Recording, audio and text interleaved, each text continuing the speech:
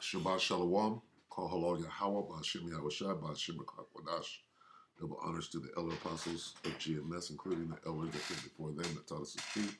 And Shabbat Shalom and salutations to all the brothers that push the word of truth and in sincerity.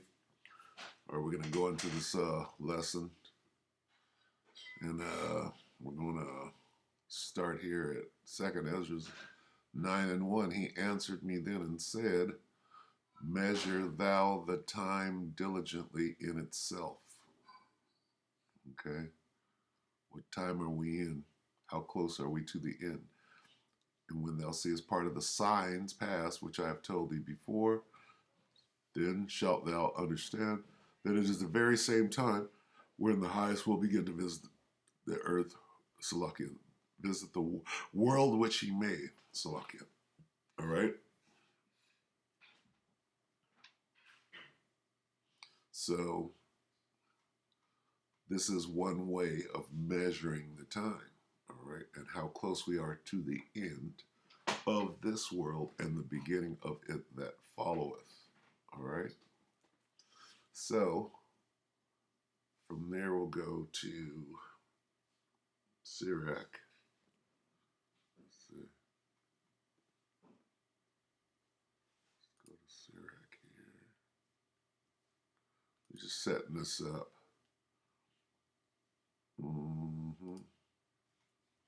Sirach what? 5, yeah. 5. Sirach 5:15, be not ignorant of anything in a great matter or a small. All right, and everybody knows what is going on. All right. Okay, so we'll get 2 more precepts and then we'll watch a little something. This is let's go to Revelation. Revelation 6.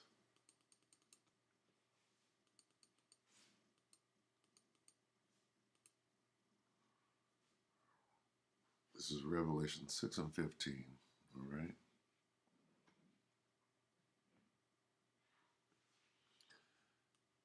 And the kings of the earth and the great men, famous guys, and the rich men, and the chief captains, and the mighty men, and every bondman and every freeman hid themselves in the dens and in the rocks of the mountains. Okay?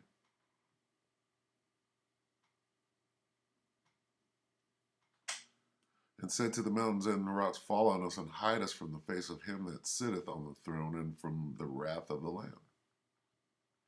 For great is the day of his wrath, for the great day of his wrath is come, and who shall be able to stand? Okay, so what are we looking at here? The kings of the earth, the great men, the rich men, the military, deep underground military bunker. Okay?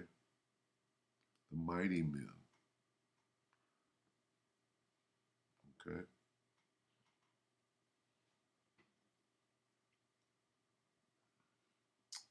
And okay, so why are they hiding? Because of Zechariah. Let's get Zechariah to start. Zechariah 14 and 12.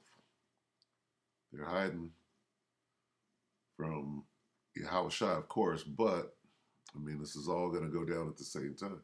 And this shall be the plague wherewith the Lord will smite all the people that have fought against Jerusalem. Their flesh shall consume away while they stand upon their feet, and their eyes shall consume away in their holes, and their tongue shall consume away in their mouth. Okay?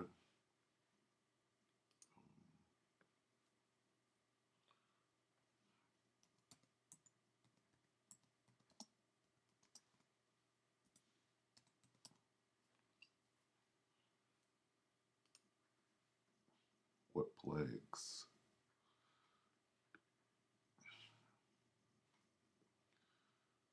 All right, here's our bunker. This is Revelation 18:4. And I heard another voice from heaven saying, Come out of her, my people, that ye be not partakers of her sins, and that ye receive not of her plagues. What plagues? These plagues. And this shall be the plague wherewith the Lord will smite all the people that have fought against Jerusalem. Their flesh shall consume away while they stand upon their feet, and their eyes shall consume away in their holes, and their tongue shall consume away in their mouth. Talking about a nuclear bomb, if you will. The nukes.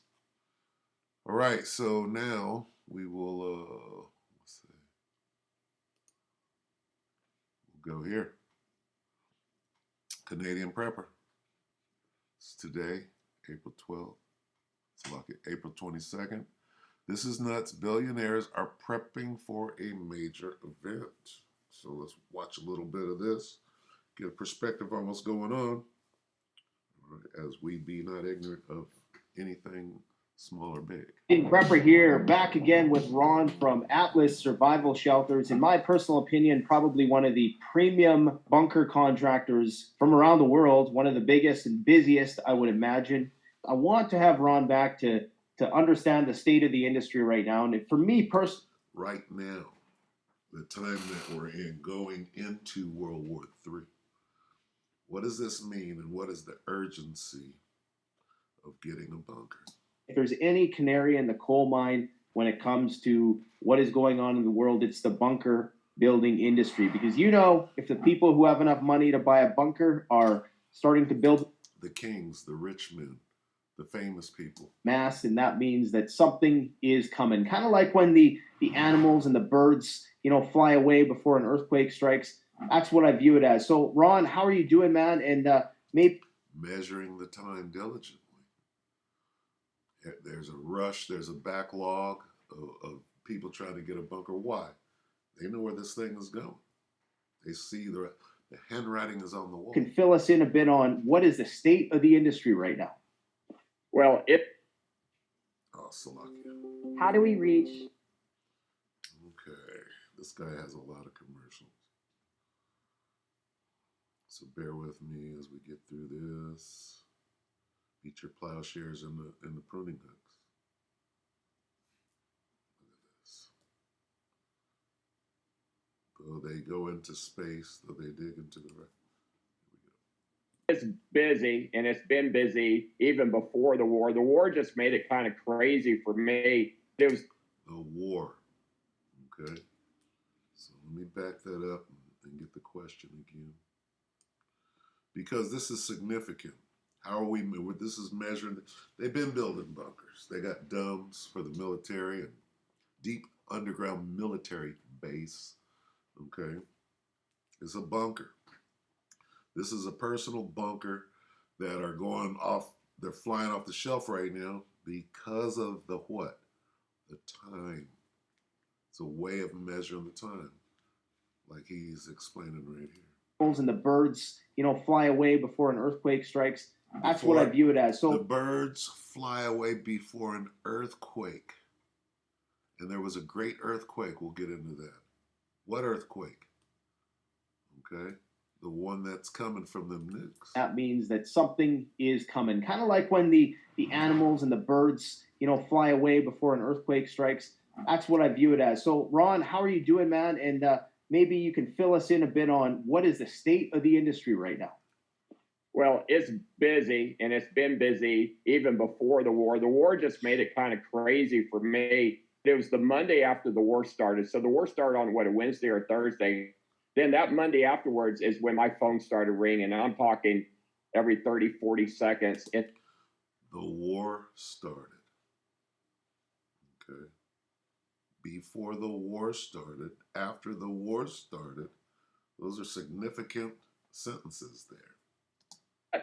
It stayed like that for about 3 weeks. Then on the fourth week, it slowed down a little bit, but it was like every 2 to 3 minutes. And then the last week or two, it's really slowed down.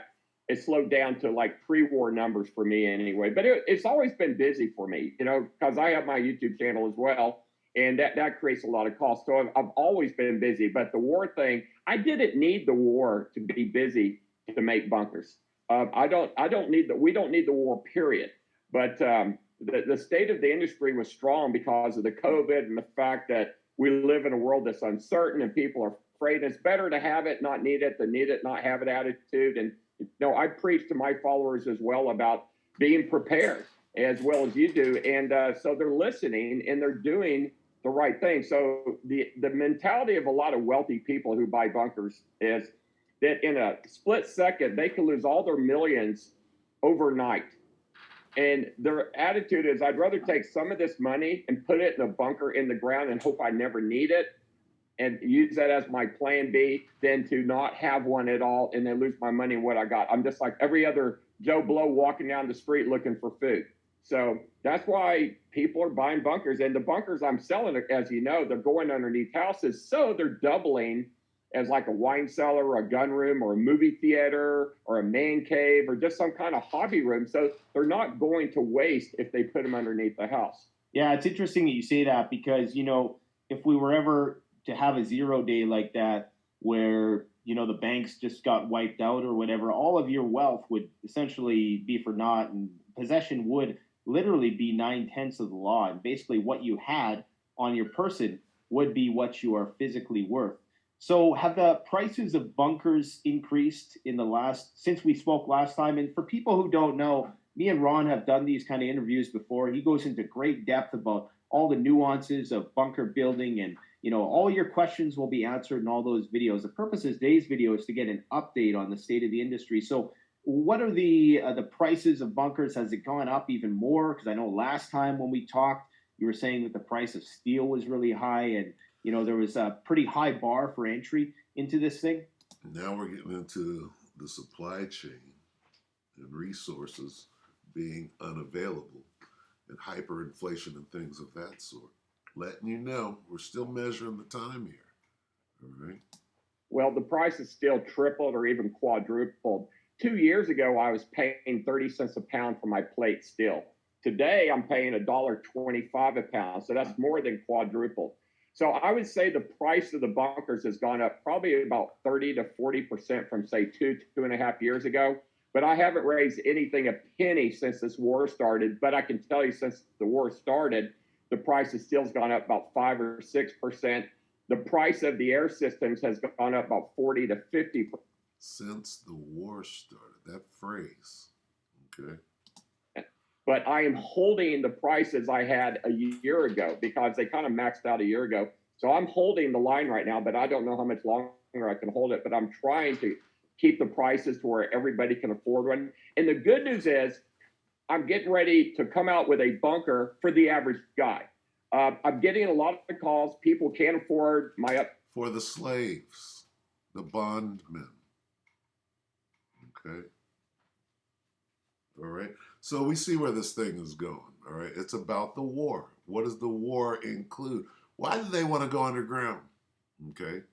Well, because of the nukes. Well, because of the plagues. Everything that's coming, the chaos that's going to be jumping off, right? Above ground.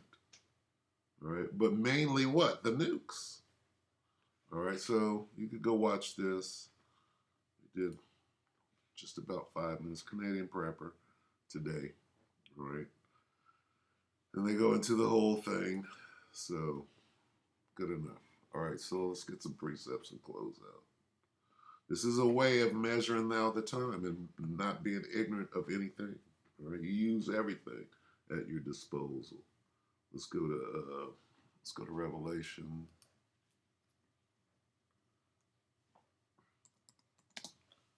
Let's get to the earthquake. Okay. Revelation 11 and 13, in the same hour was there a great earthquake, and the 10th part of the city fell. North America, all 10 FEMA regions. And in the earthquake were slain of men 7,000. Perfection. Everybody that wasn't beamed up, come up hither. They ascended up to heaven in a cloud. That's a different story. 7,000 and the remnant were affrighted, and they gave glory to the power of heaven. So this earthquake are those missiles hitting. This is why they're buying bunkers right now, because the handwriting is on the wall. Okay, so there's the missiles. Now let's see what they're doing. It's Isaiah 2.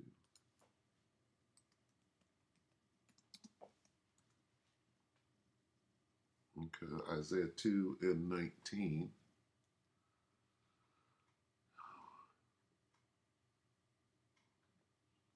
And they shall go into the, what is this? That's King James. And they shall go into the holes of the rocks and into the caves of the earth for fear of the Lord and for the glory of his majesty when he ariseth to shake terribly the earth. Okay? They're going to go into their bunker because they know that the end has come, right? And those missiles are a creation of the Most High. He put it in this devil's mind to create them in the first place so that they can destroy themselves, right? And dissolve the earth to cleanse it, right? It says clean dissolve. What does that mean? It means to cleanse it. Fire is a cleansing agent. The earth is clean dissolved.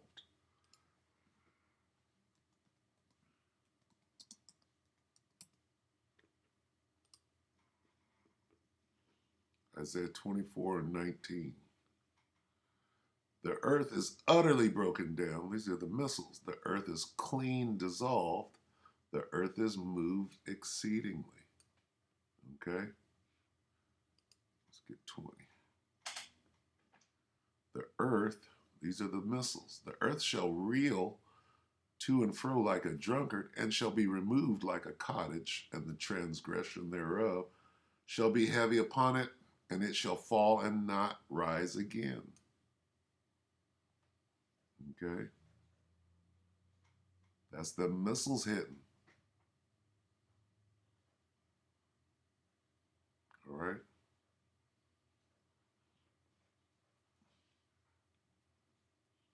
All right, so let's get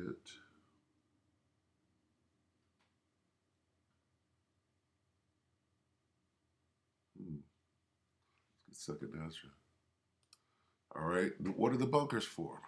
They're for these missiles. Second Ezra, what, 5?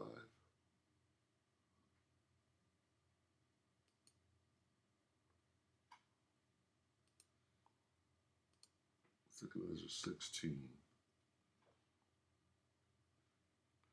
16 and 13. For strong is his right hand that bendeth the bow. His arrows, those are the nukes, that he shooteth are sharp and shall not miss when they begin to be shot into the ends of the world.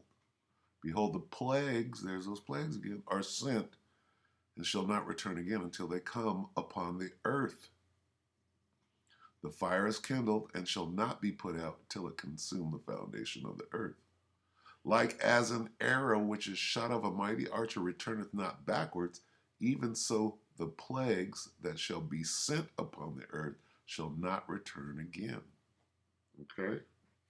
And no bunker is going to deliver you. Right? This is Amos. We'll close on this. We can do this all day.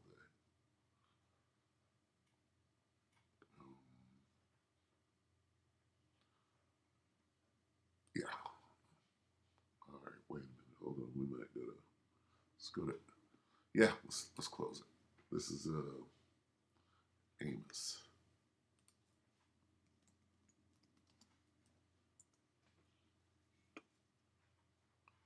Going to the bunker here. Amos 9 and 2. Though they dig into hell, right? Thence shall mine hand take them. Though they climb up to heaven, thence will I bring them down. All right?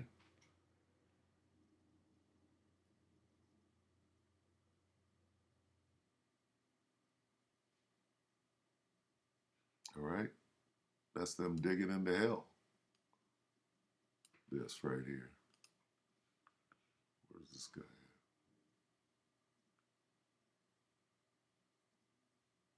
at? Right here. Though they dig into hell. We don't need the war, period. But the state of the industry, because I have my YouTube channel as well, and that creates a lot of cost. So I've always been busy. But the war thing, I didn't need the war to be busy to make bunkers. We don't need the war, period. But the state of the industry was. All right, so, and we're going to dig them up out of them bunkers too. If anybody survives, it'll be the first fruits of labor in the kingdom of heaven. All right, so that's enough. Good enough for the lesson. All right, so we're just measuring the time. This is an indication of how close we are as the prophecies come to pass. All right, prophecies like World War III, prophecies like MOTB. All right, we're getting close. All right, so with that, we hope that the elect were edified, you brothers and you sisters, and with that, we're going to say Shabbat Shalom.